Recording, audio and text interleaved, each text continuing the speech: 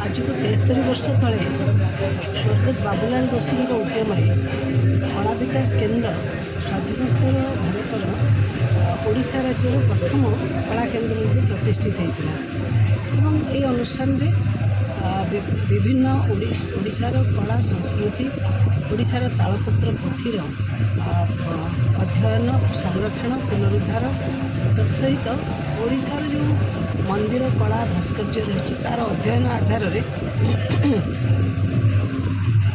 ओडिसी नृत्य एवं संगीत को अग्राधिकार भित्ति शिक्षादान तथा यार परिव्याप्ति उद्यम करुवा एक सुंदर अनुष्ठान आज 73तम जन्मजयंती अवसर में पहुँची आसंता 2 वर्ष गले ये 75तम वर्ष पूर्ति होगा जाऊँगी। मु आशा करुच्ची अनुष्ठान तार शतायु दर्शन करूँ एवं एभली एक अनुष्ठान जहाँकि कला ओडिशार कला संस्कृतिर परिचय और ओडिया जातिर परिचय एक काल बढ़ाइबारे लगी। ये अनुष्ठान निश्चित भाव में कला संस्कृतिर एंतुड़ीशाल और यार पुनर्वृद्धि परिव्याप्ति एकांत आवश्यक।